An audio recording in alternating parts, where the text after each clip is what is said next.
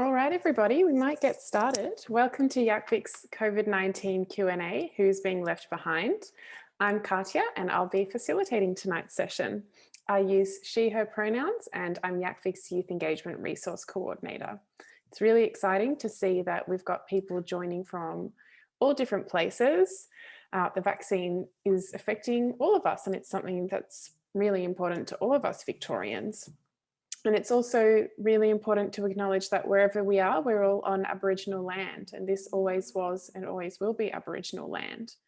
Tonight, I am calling in from the land of the Wurundjeri people of the Kulin Nation, and I pay my respects to elders past and present. And I'd also like to acknowledge any Aboriginal or Torres Strait Islander people who might be joining us tonight. And please feel free to join the country that you're joining in from in the chat as well. So tonight is a safe and moderated community forum and an opportunity for all of us, but especially for young people, to engage in a meaningful discussion about COVID-19 vaccines. Because, COVID-19 continues to disproportionately affect us young people, and we have a right to be informed because, the rollout, along with the media releases and all this conflicting advice that we've heard from all different people has contributed to us maybe feeling a bit confused or unsure about the vaccine. And that's okay, but it's important to get informed. And we've been thinking, and I'm sure you all are too, who's being left behind and how can we have a more inclusive COVID-19 recovery? So I'm really excited to introduce you to our friendly expert panel who are going to guide our conversation. I'll tell you a bit more about them in a moment, but we've got Tom Saxton, who uses he, him pronouns, who is a Shepparton youth advocate and Victorian Congress member. Hi, Tom. We've got Dr. Nadia Chaves, who uses she, her pronouns. She's an infectious diseases specialist at Co-health. We have Dr. Asiel Adan Sanchez, who uses they, them pronouns, and they're a GP and academic registrar. And we have Kerry O'Hagan, who uses she and her pronouns, who is a solicitor at the Disability Discrimination Legal Service. I will pass over to them soon, but just some quick housekeeping first. So as you can see, this session is being Ausline interpreted. Make sure to pin Ausline connections if you need that. And there's also the option to use closed captions at the bottom of the screen. Take a break whenever you need to. Feel free to go to the bathroom. And like I said before, this is a safe discussion space. So let's remember to firstly respect each other's privacy and confidentiality and also give space for people to talk, but also understand, we're speaking about complex matters tonight and not everyone shares the same views and we all have different experiences, which is okay. And please feel free to share what you think, but also remember to keep it respectful of each other and of our panelists. Don't be afraid to ask questions.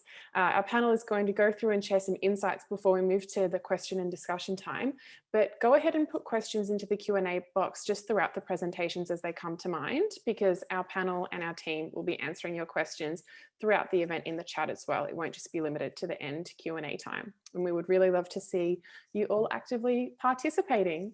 But yeah, now I think it's well and truly time for me to hand over to our first speaker, which is Tom, who, as I said, is a young person from Shepparton, and he's currently on the Victorian Youth Congress, advising the Victorian government.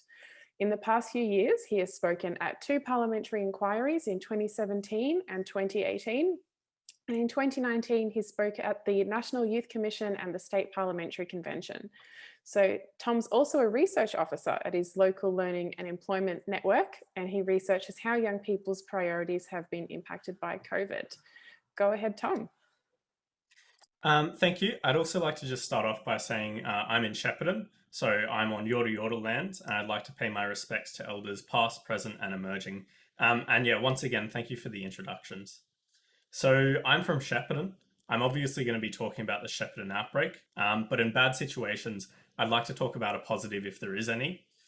For regional youth in COVID, if there is a positive, I'd like to say it's Zoom. I know everyone has like a love-hate relationship with it, but for regional and rural students, it really has provided an unprecedented level of access to opportunities that might not have been available to us otherwise. For example, if you're from Shepparton, you're a young person who wants to attend like I don't know, say there's an opportunity in Melbourne or a VCE seminar. A lot of the time it's going to be in Melbourne. Usually what you're going to have to deal with is public transport, which could be 6 hours each way if you're from Shepparton, likely to be longer. we're still in the dark ages, so we're still using paper tickets. So once you get to Melbourne, you're going to have to figure out how to use the public transport. Whereas with Zoom, what that has been able to provide for us is just an unprecedented level of opportunity. So to give you an example, I'm on the Victorian Youth Congress, and we've been working with the Department of Family, Fairness and Housing and YACVic to help develop consultations for the up and coming youth strategy.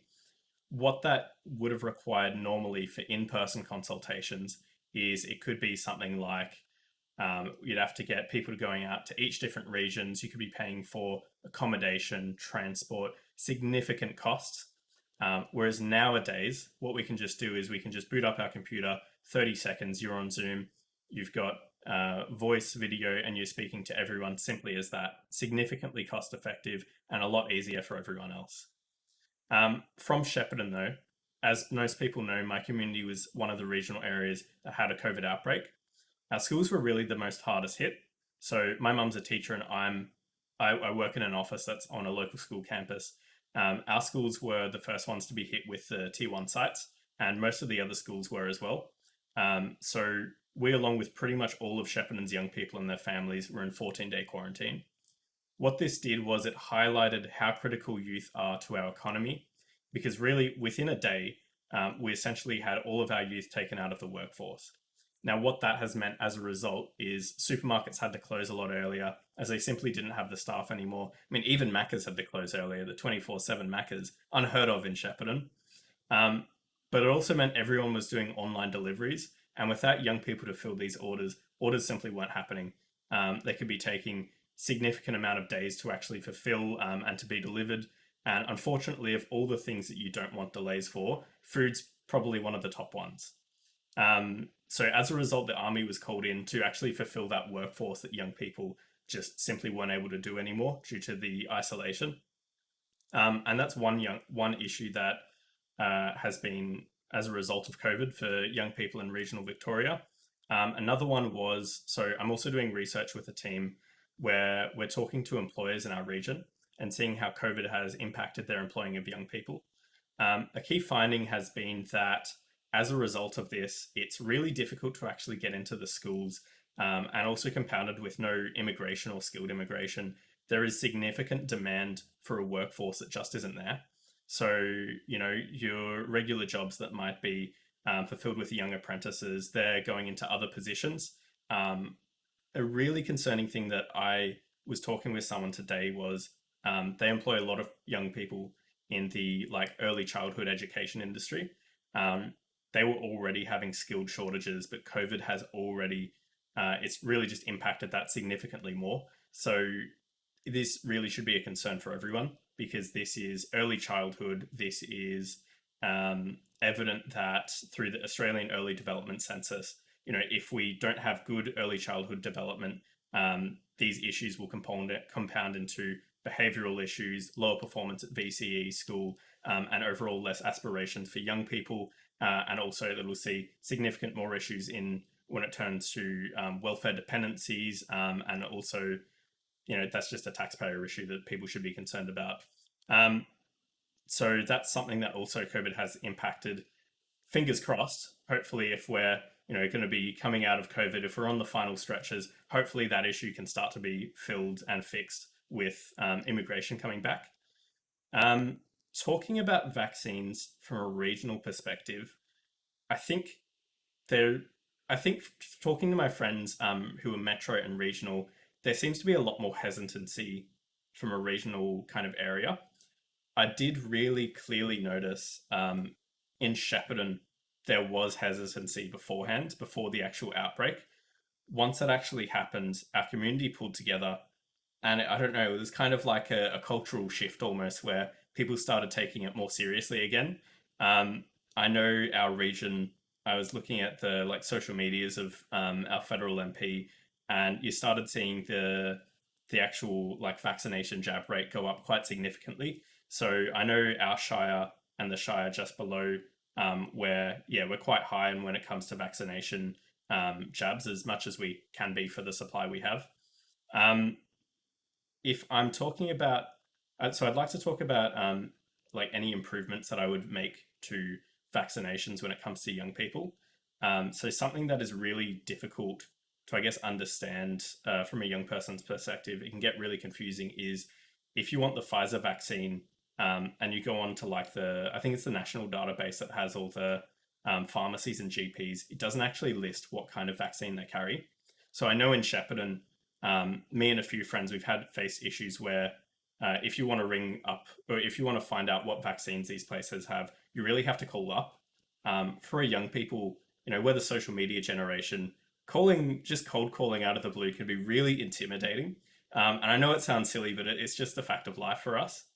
But another thing another potential solution, an improvement for young people in terms of getting vaccines. And this I'd more consider I'd want government to, I guess, consider, because I'm not a health professional, but if the good outweighs the risk, then by all means it should be done. I want them to consider the risks and the benefits of allowing a young person to potentially get a jab with their friend. So, going in a line, especially if you're in Melbourne and you're from a regional area, you're studying, you're in a place you don't know, people you don't really know, you might only have a few friends there.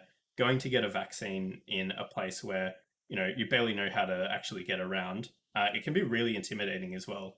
So if the good outweighs the risk, then, certainly going with a friend, if you're more likely to do that than just not getting a vaccine in total, that might be something to consider.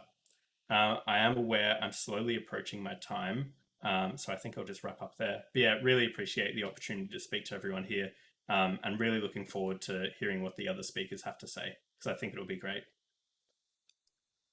Thanks, Tom. I really like that we started off with you sharing about our regional and rural young people in Victoria, because we've heard from a lot of you how through the pandemic and now also with the vaccine rollout, unfortunately, their experiences have been overshadowed by Melbourne. So it was great to hear you share the unique challenges, but also the positives of your community.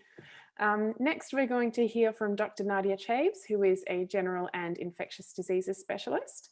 In 2020, she worked on the COVID response, and she is currently the chair of the C19 Clinical Governance Committee, which is a network providing vaccinations for communities most at risk of COVID, including people living in social housing, experiencing homelessness, or from refugee and asylum seeker backgrounds. Go ahead, Nadia. Hi, thanks so much for having me. And I'm sitting on Bunurong land today, and I've got 10 minutes, so I'm not going to be talking a lot, but I want to say thank you so much, Tom, for your insights. And I love the fact of bringing a friend to get vaccinated. Why not? It should be possible to book more than one person at a time to get vaccinated. So I'm part of the C19 network, and we're a network of 5 community health organisations all across Melbourne. And we've provided 95,000 vaccinations for people, I think it's just since April, and people of all ages. We've put pop-up vaccination clinics at the base of high-rise towers. We've gone in and partnered with organisations that provide food for people experiencing homelessness or people of refugee background, and slowly trying to, partner with organisations to get vaccines to places that need it. And it's really tricky at the moment because vaccine supply is really limited, isn't it? And so what I'd like to leave or talk to you today about is 3 main things, because we are all in the midst of this pandemic, and what it actually means is, 776 new cases today. Guess what? The number of active cases was 6,666 today, which I thought was a bit creepy. I don't know about you. It's terrible to hear that 4 people have passed away. In Melbourne, 257 people in hospital. And it's worth knowing that we know that vaccine has not been available to everyone that could be, but out of the people who are in hospital, only 3% have had the opportunity or have been fully vaccinated. The rest have not been fully vaccinated. And 60 people in intensive care with 41 on ventilators. What that actually means in a real life setting is, my husband's an intensive care specialist, so I hear every day when he comes home what it's like. And there's not just, there are older people in intensive care, there are also younger people as well. What's nice is though that 74% of Victorians have, nearly 74.4% of Victorians over the age of 16 have had 1 dose of vaccine, which I think is amazing considering how hard it is to get a vaccine. So the ways to get a vaccine are to try and get on the hotline. You can book in online, but I think the way that we should be focusing is going through your general practitioner or the pharmacist. And actually, have you find a pharmacy, or no, emailed them to tell them to put the type of vaccine they've got on there? Okay, if you don't, I will. Maybe we should both do it, because I asked it a few days ago. I said, that is exactly what you need to know. You need to know what vaccine is available. So what's available for young people? I'll just talk briefly to that. Actually, before I talk to that, I want to talk back to COVID. So I want to really highlight at the moment, there's so much COVID going around at the moment, but I think people are sometimes forgetting what it feels like to have COVID. They may not know. The way I'd kind of put it out there is it feels like a cold. And for young people, it might not feel like anything much in particular. Okay, so if you're young, you've got a strong immune system, 80% of young people will probably be feeling okay. But if you have a tickle in your throat, which I have, I've got hay fever, but I've had 3 negative COVID tests in the last 3 weeks, just to let you know. Tickle in your throat, sore throat, fevers, a cough. The Delta virus is somehow, there's a lot more people with vomiting and diarrhea. Okay, muscle aches and pains, like a bit fluey, but it can last for a few days. If you've got any hint of that, go and get a test. And a test involves, I don't have it with me, I've used this before, a long, thin tube. It doesn't, thin like a Q-tip. Doesn't take very long, but they tickle the back of your throat first and then in your nose. They don't stick it far up the nose anymore, which is good. And sometimes they only stick it into one nostril and it doesn't hurt. So if you've never had a test before, I'd encourage you to get a test. If this is all old hat to you, sorry to repeat it. The reason I'm repeating it is the majority of people to come to ICU at the moment have had these symptoms for about 6 days, and then they don't realize they dropped their bundle on that 6th day and they haven't had a test and they haven't realized they've got COVID. So I'm encouraging everyone to present early if you've got symptoms. If you happen to be positive, what happens is you'll get a text message saying you're positive, you stay at home, and you'll get access to a nurse through a COVID positive pathways or a health professional. You'll be able to call up and they'll check you for symptoms every day. If you're at all unwell, you have a number to call. You can get food to your door. You can get money as well to stay safely isolated, because we want you to stay at home, stay safe, and stop this from spreading to other people. And the problem with Delta compared to last year, if one person got infected last year, they might infect 2 or 3 others.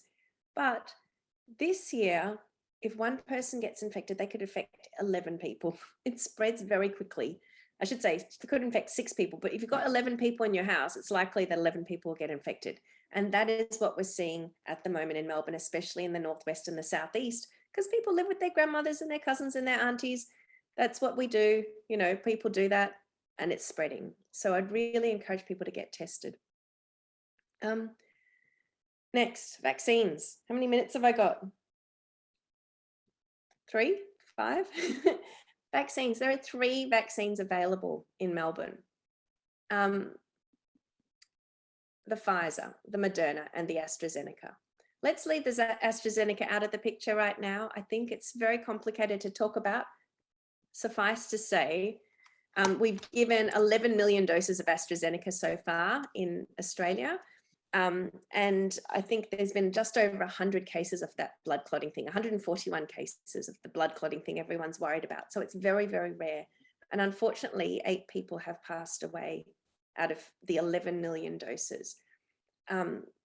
Comparing maybe to today when 4 people have passed away after 776 new cases, just to compare that, it just, AstraZeneca has got a rare side effect, but it's very, very rare.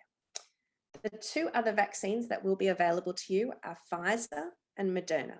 They're both safe and effective vaccines.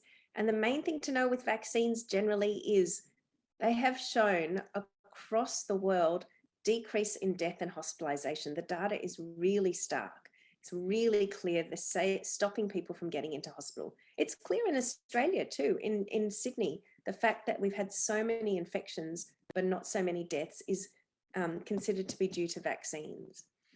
So we're really lucky that these vaccines have come up. But we're also people sometimes say, well, how did they develop them that quickly? It's really important to know that it wasn't any speed up of safety for these vaccines, okay? They tried them out on animals. They tried them out on humans. In fact, they've never had an infection in the world where 44,000 people put their hand up and said, hey, pick me for Pfizer, 35,000 for AstraZeneca, and I say this so often, I've forgotten it. It's 35,000, I think, for Moderna. Anyway, over 30,000 for each vaccine, just on the experimental level. After they did that, they realized it was so effective. They've made it available everywhere, and they've got very strict safety data monitoring. And so I think, oh God, how many billion people have been vaccinated now? Like over 4 billion people in the world have been vaccinated with coronavirus vaccines. So it is safe and effective. Out of Pfizer and Moderna, Pfizer's the one that's available mainly through the state vaccination centers. So you can book online through the Department of Health website. Moderna is the one that's mainly available at the pharmacies. The GPs are getting them now, and GPs are also getting Pfizer. If you have one vaccine, stick to the same brand. That's what's recommended at the moment. It's safe in pregnancy. It's safe if you're planning to get pregnant, and it's got no known risk of miscarriage, because I know a lot of young women are worried about that. There's been no reports of infertility. So I know a lot of young people are worried about that as well. Oh, and the other thing to say, in COVID lockdown, your mental health is not so good and your libido is not so good. But the vaccine does not affect your libido. A lot of people have been worried about that. There've been no reports of that, but lockdown does affect your libido. The other thing that coronavirus infection does is it can decrease your sperm count. It can decrease your, potentially decrease your fertility. But the thing I'm most worried about at the moment for young people is long COVID. So we don't know enough about this infection, this thing at the moment, but we know it can affect 5 to 25% of people who get coronavirus. And it doesn't even need to be the people who get into hospital. And it's a bit like a chronic fatigue syndrome. It can go on for months and months. We don't know how long, with severe fatigue, sleep disturbance, brain fog, and can affect lots of other different organs. So we're learning more about this, but what we know is vaccination can prevent you from getting COVID and therefore can prevent long COVID. And so the implications of, you know, young people being unable to work and study and get on with life is huge. So I'd really encourage you to get vaccinated. I'm going to leave it at that because I think I've done my 10 minutes, but we'll have time for questions afterwards. And I hope I didn't speak too quickly. Katia speaking. Thanks so much, Nadia. I think anyone who saw our last Q&A event with Dr. Nadia will know that she's always so up to date with all the stats, but also really good at being able to translate them for us common folk. Definitely makes me feel more informed and empowered to speak to my peers. And also thank you for continuing to champion getting tested. I've actually been tested the last couple of times at my local cohealth and can confirm it's as easy and accessible as Nadia makes it out to be. Next, we're going to hear from another health expert, Dr. Asiel Adan Sanchez, who is a non-binary GP and passionate advocate for LGBTIQA+ health. Outside of their clinical roles, Asiel is an academic at the University of Melbourne and a member of the board of directors for -18, the LGBTIQA+ youth organisation. Thank you, Asiel. Thank you, and thank you to our wonderful, wonderful panelists for communicating all of those really important messages in such an accessible way. I am currently in Pellicciotta on beautiful Wurundjeri country, and always was, always will be Aboriginal land. Today, I'm going to introduce you to two young people who kind of embody the young people and the kind of conversations that I frequently have in our clinic. So I primarily work in Northside Clinic, which is LGBTQIA+ clinic. We do a lot of work, particularly for the trans and diverse community. The first young person that I'm going to introduce you to is Sasha, and Sasha is 20 years old and has been on estrogen as part of her gender-affirming hormone replacement therapy for a couple of years. And she's just a little bit worried about the risk of clots. She remembers that back when we initially had the chat about starting estrogen, we mentioned that the risk of getting clots is a little bit higher than people who are not on estrogen. So she's a little bit worried about what she's heard in community forums, and she's a little bit worried about being able to access the vaccine safely. So the typical conversation that I have with young people like Sasha in particular is all the vaccines are absolutely safe for young people taking estrogen as part of their hormone replacement therapy. Yes, Sasha is correct in terms of estrogen does increase your risk of developing clots, similar to what it would do for cisgender young women who are on the oral contraceptive pill, but it does not increase the risk of clots from any of the vaccines. It's a little bit like apples and oranges. So for young people like Sasha, I really encourage her to have a chat with her health practitioner about any specific questions that she might have about her specific HRT, and try to book a vaccine through her friendly kind of GP. And I might highlight how important it is to have a GP that's kind of already on your side, and we already know all your background history, and will make those discussions a lot easier and accessible for young people. And again, particularly for trans and gender diverse young people. The other young person that I might introduce you to is Ren, and Ren is 23 years old. They have been on T for roughly about 12 months. They're really excited about their gender affirmation and being able to access T through the informed consent type of model.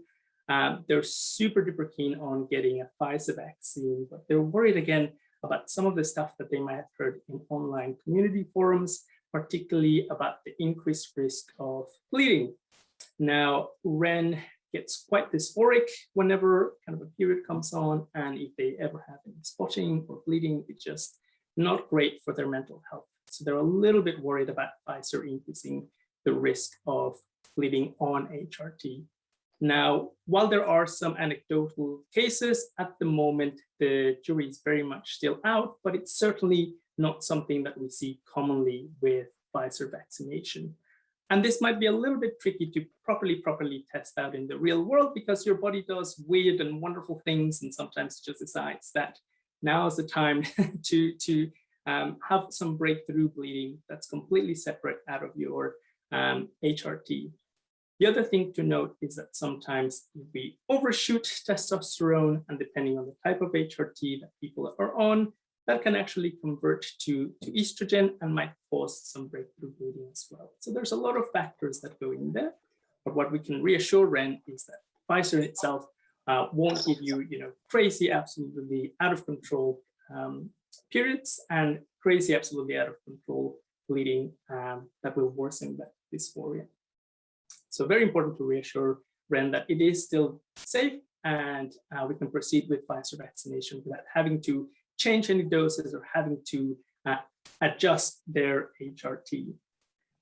Now, for both Sasha and Ren, one common concern might be, how do I actually navigate the system? My Medicare doesn't actually match my actual name, and this is a huge problem for accessing care. Now, for people that have affirmed their name on Medicare, it makes no difference. Your account, your Medicare number is still connected. So once you get the vaccine, it will be under your affirmed name.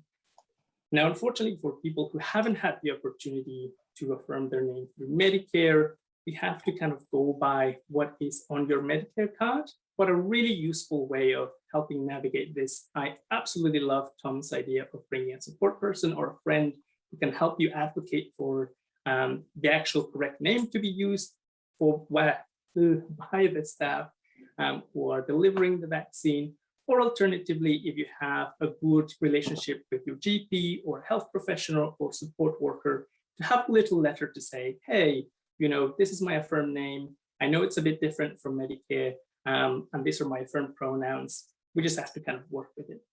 And again, I really love the idea of being able to do your vaccination through your GP, because your GP will already have that history with them and will able to make it as easy and accessible to you as possible. So I guess my one kind of takeaway, well, two takeaways really.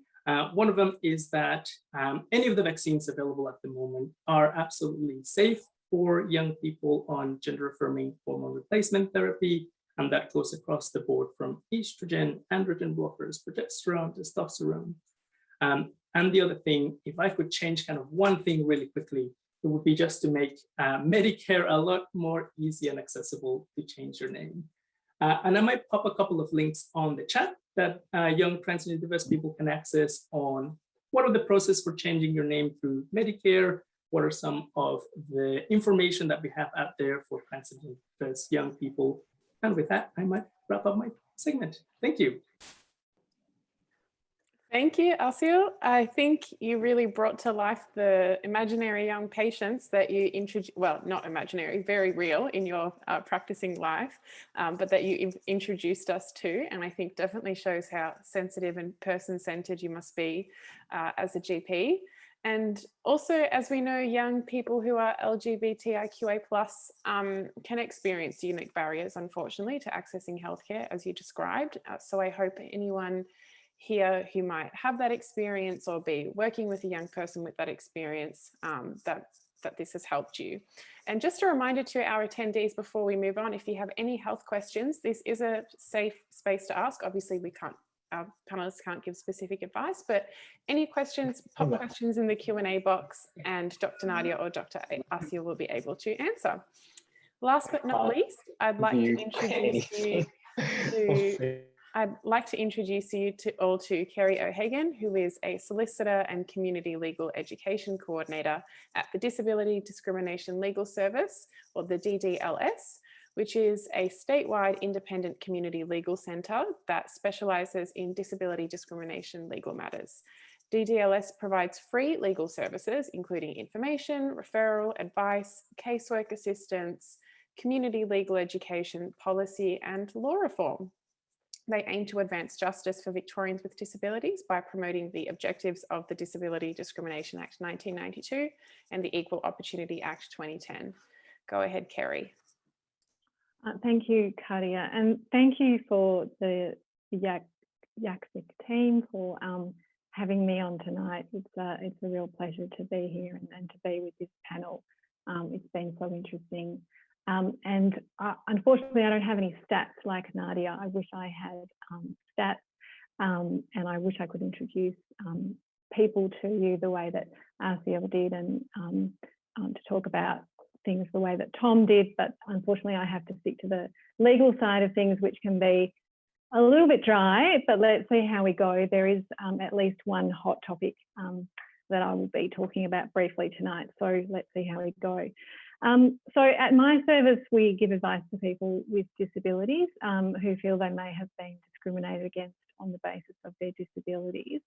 And we've had lots of COVID inquiries over the last 18 months.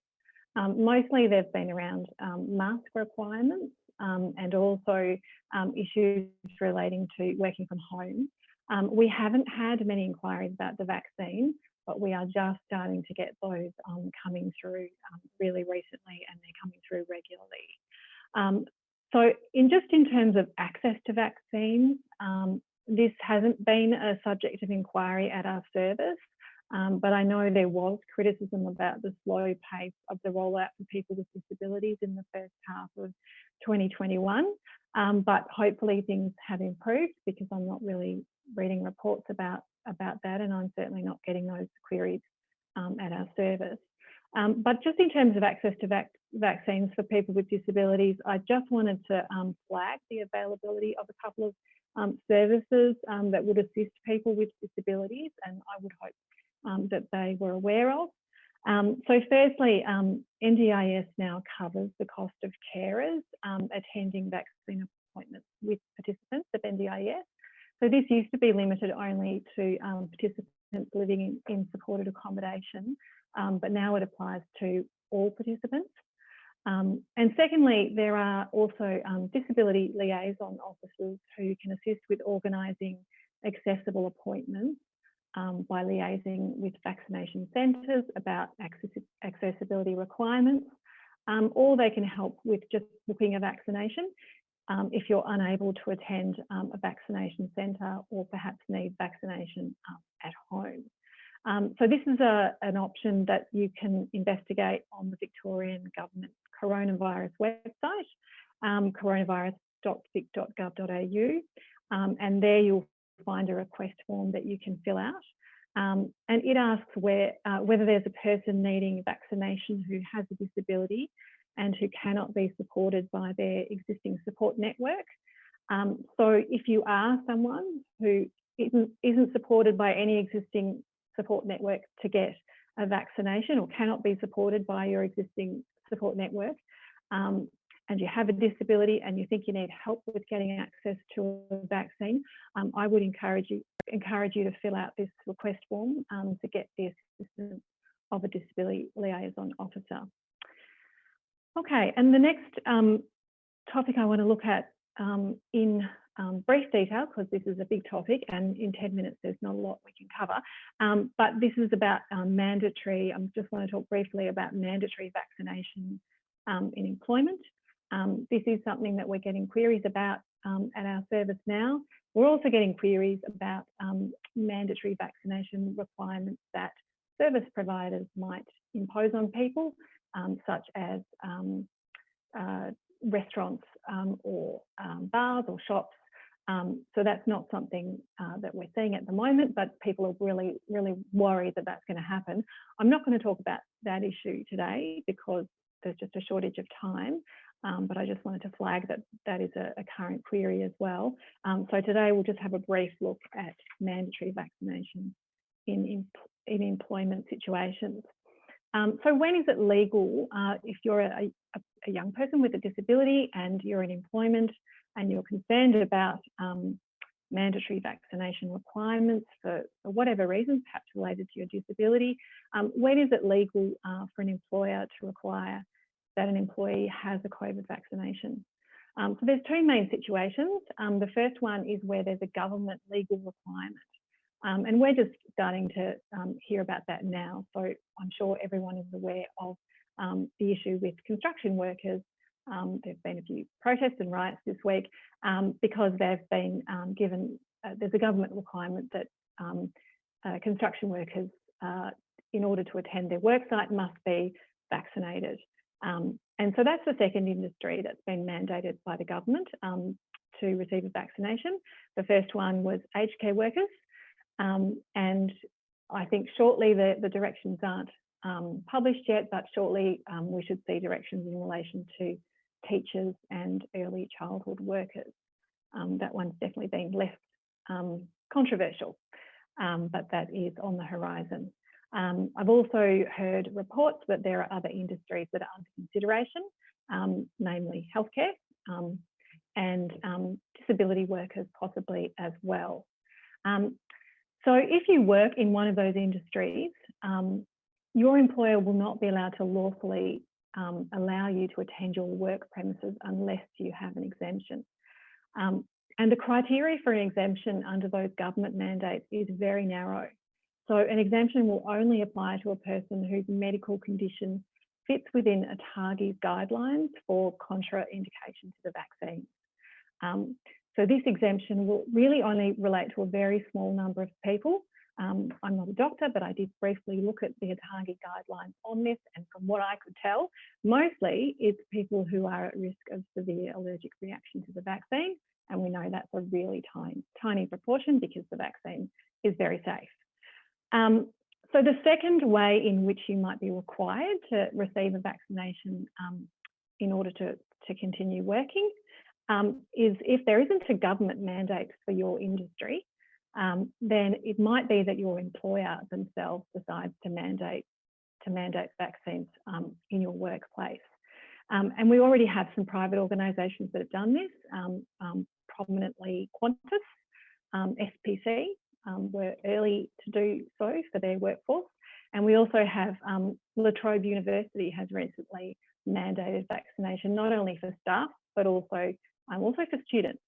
So they're certainly quick off the mark there, but it should be a positive thing for most people. But I realise there are issues for people. Some people are hesitant and some people are concerned about medical conditions. So how is it that organisations can mandate vaccination for their staff lawfully if it's not a government requirement? And the way that employers can do that is by giving a lawful and reasonable direction that their employees get vaccinated. So there's two aspects to this. The first one is that the direction must be lawful, and I'm skirting over the issue a little bit, but the main issue there is that it perhaps not be discriminatory against people with disabilities or other protected attributes. So in terms of discrimination and being required to get a vaccination by your employer, your vaccination status is not a protected attribute under disability discrimination law. So it's not discrimination in general to be required to get a vaccination to attend to work if that makes your workplace safe. But it might be discriminatory if your vaccination status is affected by one of the other attributes, of the Equal Opportunity Act or the Disability Discrimination Act. And the two attributes that are most likely to come into play here would be disability and also possibly religious belief. But that's not my area, and I'm not clear how that will work, so I'm not going to go into any detail today. But in terms of disabilities, let's just look briefly at what kinds of disabilities might affect someone's decision to be vaccinated or not. So as we've seen in relation to the government mandates, a decision to remain unvaccinated might relate to a person's disability if they have a medical contraindication to the vaccine. So we know this relates to very few people, but there will be people who might be at risk of severe allergic reaction. And so in that case, they're going to be, they're going to be affected, a disadvantage possibly by a mandate to get a vaccine. Possibly other kinds of disabilities as well might be relevant, although this is untested by courts and tribunals. But there are things like a genuine needle phobia. Someone might say that they're disadvantaged by a vaccine mandate, or someone who has a condition that they say hasn't been fully tested for safety with the vaccine, for example.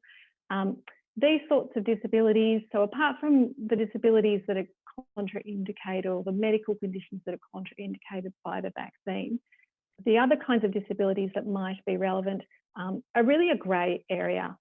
It's not clear how the courts or tribunals will view that and whether they think it would be discrimination for someone to be required to get a vaccine if they have, say, a needle phobia.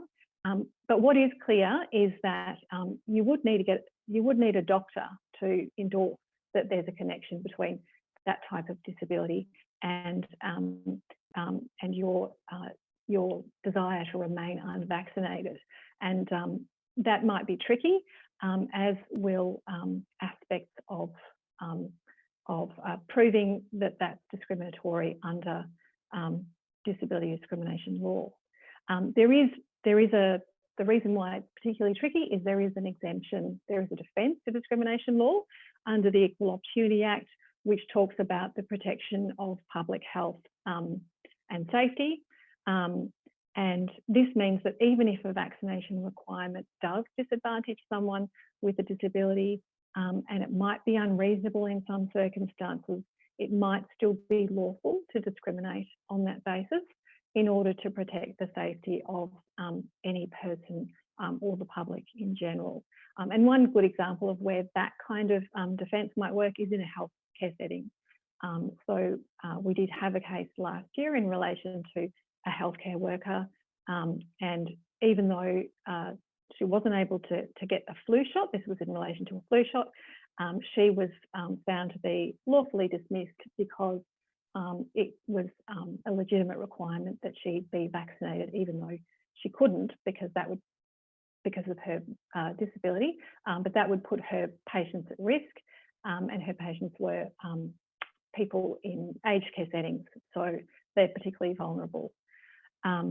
And the last aspect to when an organisation can lawfully give you a direction to get vaccinated is when it's reasonable to do so. And the question of whether a vaccination is reasonable depends on lots of circumstances, all the relevant circumstances, and it's really a case-by-case you have to look at it on a case-by-case basis. And just very briefly, a vaccine may be reasonable depending on factors such as the current rate of community transmission. So right now in WA, the situation is very different to the situation in Victoria. Another factor in relation to whether or not it's reasonable to require vaccination for your workers is whether the work is done face-to-face at your workplace. And if so, is it possible to socially distance?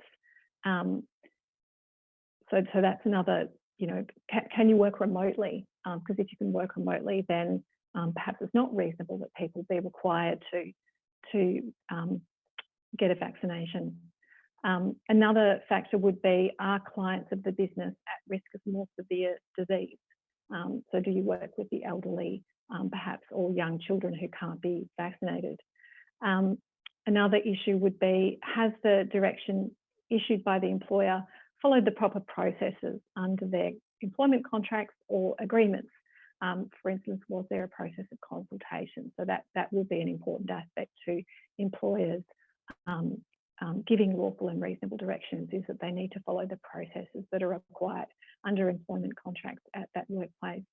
And just finally, one other factor in relation to whether or not it's going to be reasonable to mandate vaccines in a workplace is, are there alternative measures to compulsory vaccination, such as testing regimes, for instance, rapid testing, is that available? Is remote working available? Is physical distancing possible? Or could good ventilation be introduced to minimise risks of COVID? So that's just a really brief introduction to the issue of mandatory vaccination. And I haven't kept an eye on the time, but I think I'm well over time. So thank you, Katia. Must be a delivery at my door. That's all right, Kerry, you were right on time. That was a really empowering and thought-provoking note for you to leave us with as well, all those things that you mentioned. We'll jump straight to the Q&A, and I'll start with a question to Tom. So Tom, you mentioned how there was a cultural shift with attitudes to vaccines after the outbreak in Shepparton. Can you speak about how you worked through any fears or questions, either for yourself or with your peers? Yeah, I don't think for me, the problem certainly hasn't been fears. It's just been booking a time where you can actually book it, and they're not booked out and whatever. I think for friends though, so I do know quite a few people who might be, you definitely consider them anti-vax. And then there's also quite a few friends who are just kind of hesitant towards it. I think from what I've seen a few people who have been anti-vax and have kind of reversed their view on it. It was a little bit surprising to me because all it kind of took was, so if they were in like the transport industry or something like that, or they had family in it, all it really took for them was to reach a point where it was like easier just to get the COVID vaccine and to live life with more freedoms than to actually have to deal with the restrictions on the industry and those kind of things. So that was something that was a little bit fascinating towards me. I mean, I also think it's just kind of a matter of social circles, especially for hesitancy, getting the good information out there, getting consistent messaging from government that is, it's not very confusing and it's easy processes to do, but also in terms of that social circles that I was just talking about, I think you'd find if you have one person who gets vaccinated in their friend groups and talks about it, says, oh, it wasn't, that big of a deal. It was really easy. The people were nice. It didn't take long, those kind of things. I think you'd probably get another person at least who then get vaccinated, and then another person, and then it's kind of like a cyclical cycle. So I think I've tried to answer your question there. I hope that's enough.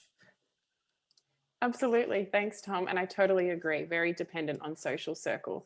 I'll quickly mention that YACVic actually has a guide to speaking to your social circle about getting vaccinated. So I'll ask one of my colleagues to magically drop that link in the chat. But now I'll jump straight to Nadia, who wanted to comment on religious beliefs in vaccines, particularly for Jewish, Catholic and Muslim faiths.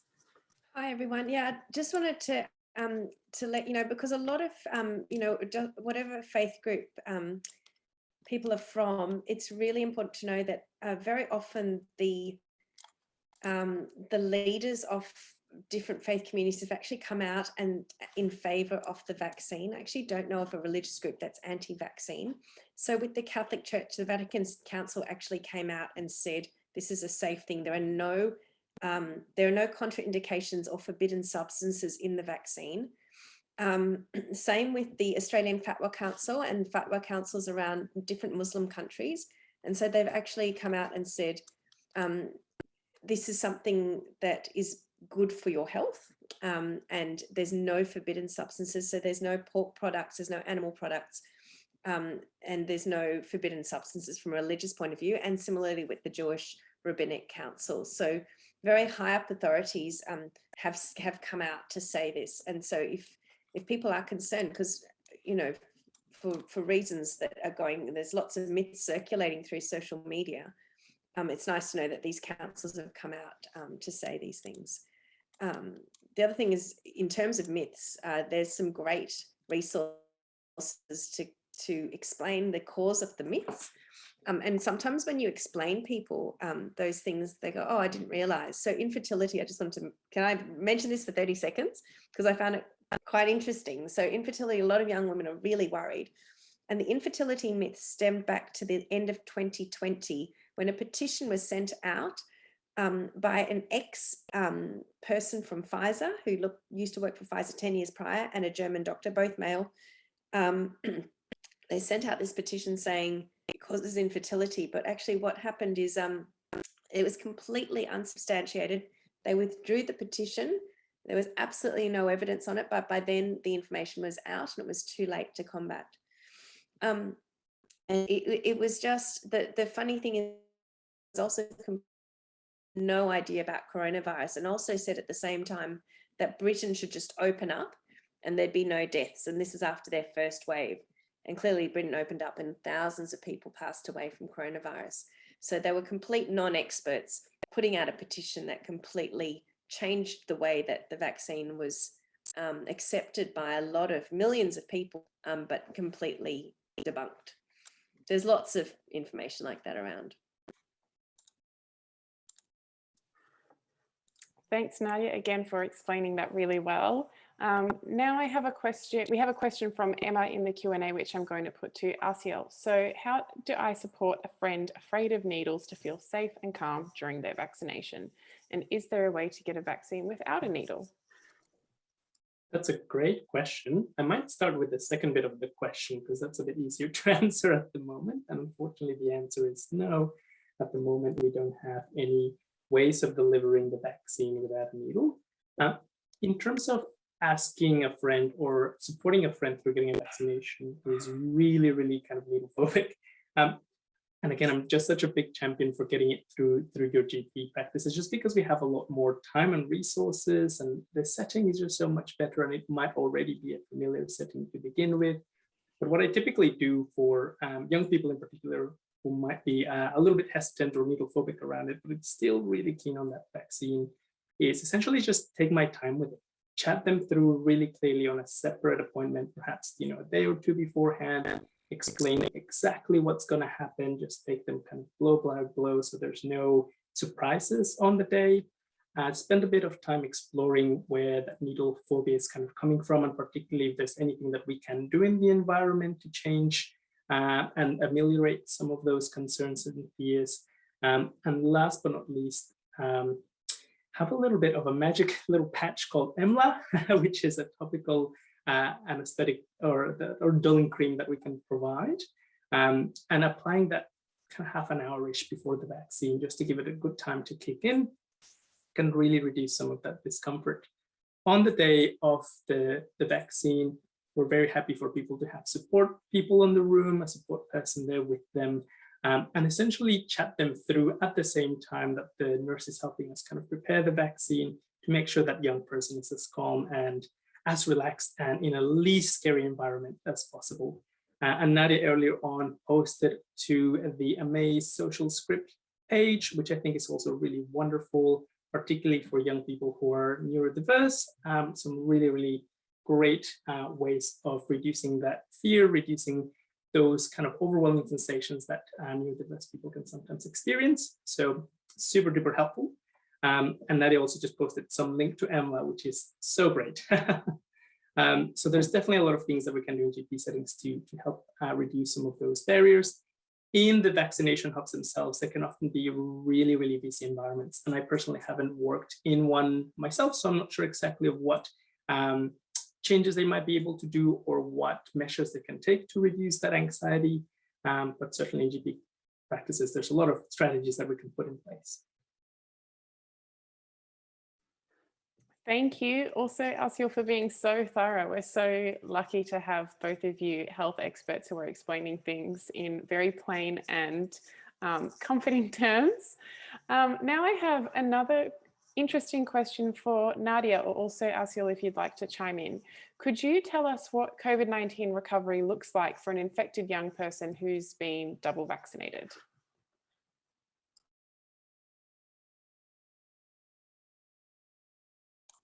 Yeah, sure. So the first thing to know is if you're double vaccinated, it's great because you're less likely to get the infection, which is wonderful. If you get the infection, what they find is it's less severe and it lasts for a shorter period of time. So you're less likely to spread it to other people. So you may not actually realize that you've got the infection, or it may just be very mild. What we're finding is people may have heard that there are breakthrough infections with despite people getting infection despite having coronavirus. But what we're finding is those people who are getting the infection are often older with health conditions. And so definitely more vulnerable to coronavirus than a young, well person who's got the vaccine. So the vaccine, double vaccine, meaning having the 2 shots, depending on your vaccine, you can have, it's usually 6 weeks apart, the Moderna's 4 weeks apart, has a really, really good protective benefit.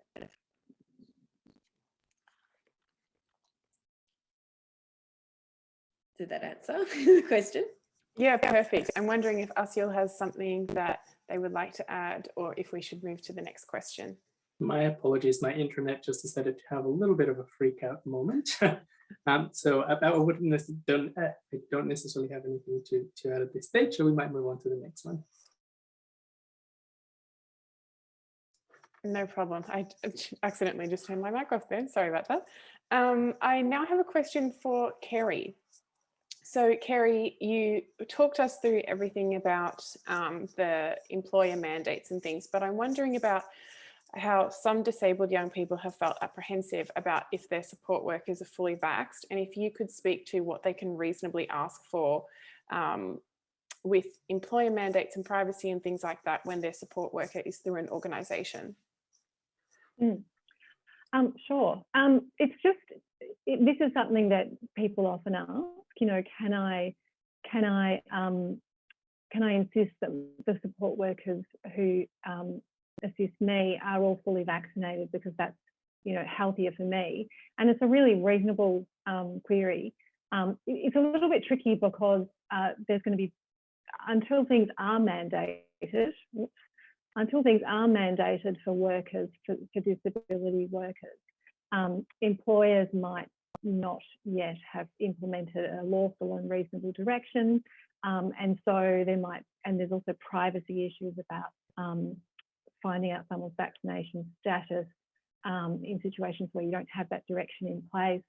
And so at the moment, you know, where workers haven't been required to be vaccinated by government and aren't required by their employers, it's a little bit of it's a tricky situation. You can't necessarily insist, you know, I would say. But what I do think is totally reasonable is to make that request. And by making that request, you're letting the service know that that would be valuable to you. And perhaps if they're, you know, considering bringing about some sort of mandate that has exemptions for people with disabilities, of course, they might decide to go ahead with that. But I do think the government is considering. You know, I've heard reports that the government's considering mandating vaccinations for disability workers anyway, and so it may be less of an issue, but it's certainly something people have asked us about. Yeah. The flip side of the coin is whether or not service providers can insist that their clients are vaccinated, because there's also a health issue for disability support workers too. But I think that would be a breach of NDIS guidelines, I've heard. So, you know, just in the same way that unvaccinated people can have treatment in hospital, unvaccinated people, you know, are probably entitled to get the same supports as everyone else under the NDIS code. So, yeah. Thanks, Katia. Thanks, Kerry. That was an excellent answer. Now I've got a question for Asiel that's come through in the chat from Julia. Julia asks, and I think you may have started putting some in the chat, I'm actually not sure, so forgive me if you have, but Julia asks, are there any resources that you would recommend for young people looking to affirm their gender identity with Medicare? I am working with lots of gender diverse youth who are looking to legally change their name with Medicare and government documents. Could you run through that process? This has been a huge barrier for them until now in booking and accessing the vaccine. I agree, it's such a hassle. It's difficult at the best of times, let alone during lockdown. But essentially what you need to update your Medicare is one of 3 main supporting documents. And you can get these documents either through your GP or medical practitioner, or for a young person that also accesses mental health care services through a psychologist. They might also be able to provide something similar. So there's kind of 3 main ones. The first one is a statement from, again, either your GP or your psychologist to say that, yes, it is true, this person, their affirmed gender is this thing. It's a little bit silly that, you know, it needs to come from a medical professional, but at the moment, that's kind of the way that the system is set up. The other thing that might be useful, and again, these are one of them, you don't need the whole shamozzle. So aside from the statement from medical practitioner, you could also get a valid passport that has your affirmed gender on it. And in Victoria, changing the gender marker on your passport is actually relatively straightforward. There's a form that you can access, and I'll post it in the chat in a second once I'm done talking, but there's a form that you can access that's really easy to fill out. And again, just requires a signature. It doesn't even require kind of a full medical statement, just a signature from your treating kind of clinician to say, yes, this is indeed a thing. And once you have a passport with your affirmed gender, you can use that to change your Medicare.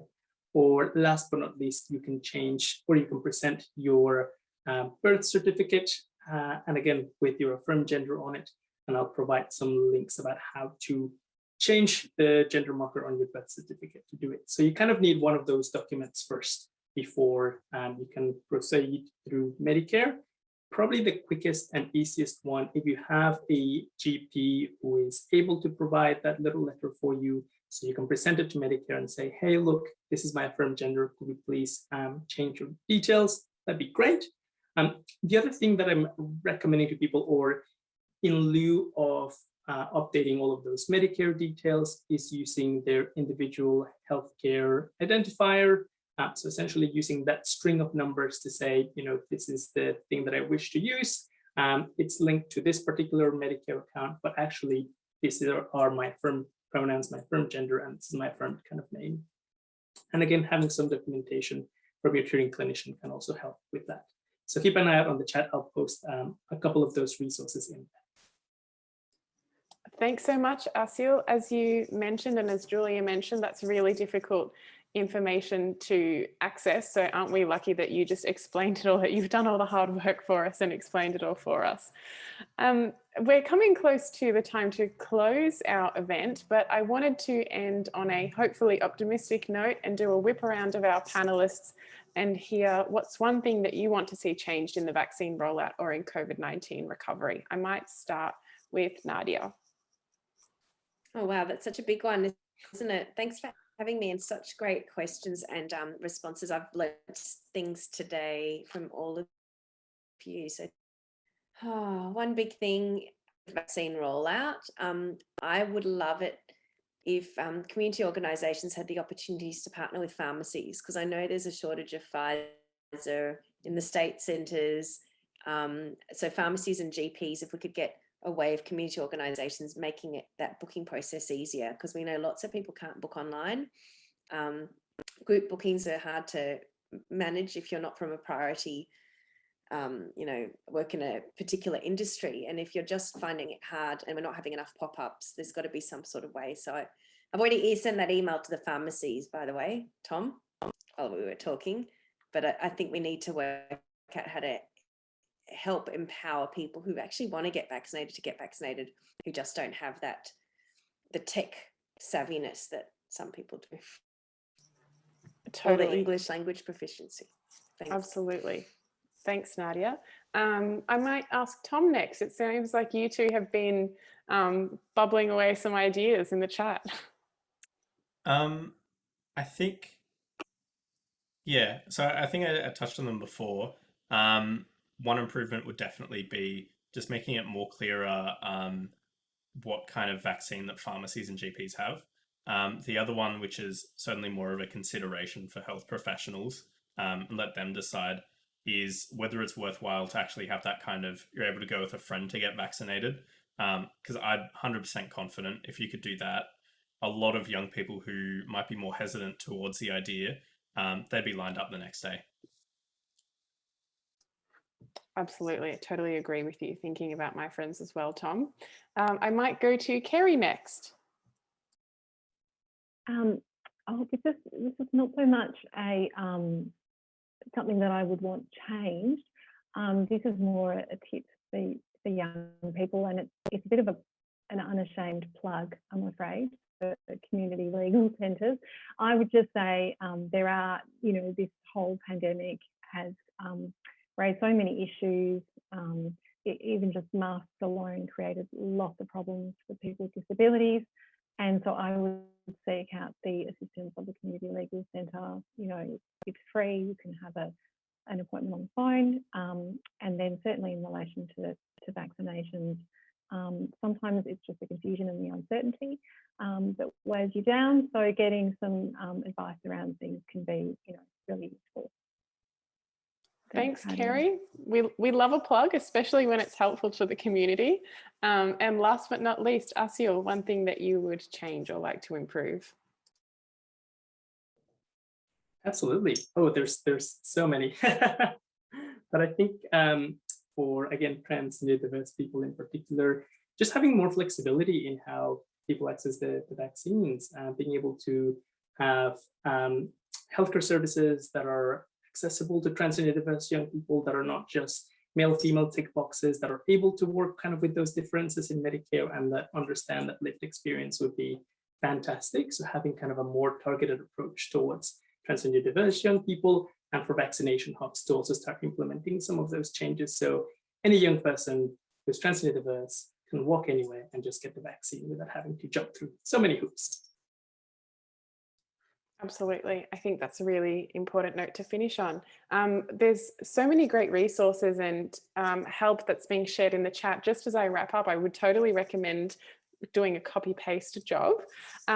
Just before we close, I want to thank you all for attending our webinar, and a special thank you to our lovely Auslan interpreters and our panelists, Tom Saxton, Nadia Chaves, Asiel Adan Sanchez and Kerry O'Hagan, for bringing your expertise and experience. We really appreciate all of your participation, attendees as well, and hope that you leave feeling confident and ready to share your new findings with your family, your friends, your colleagues, whomever. If you still have any questions, please feel free to email us at communications@yacvic.org.au.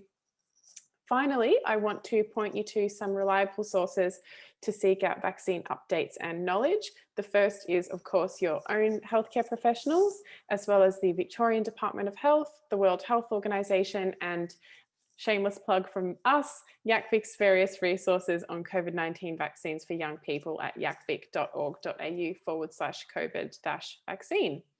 Thanks so much again, everyone. Stay safe and stay connected, and we'll see you next time.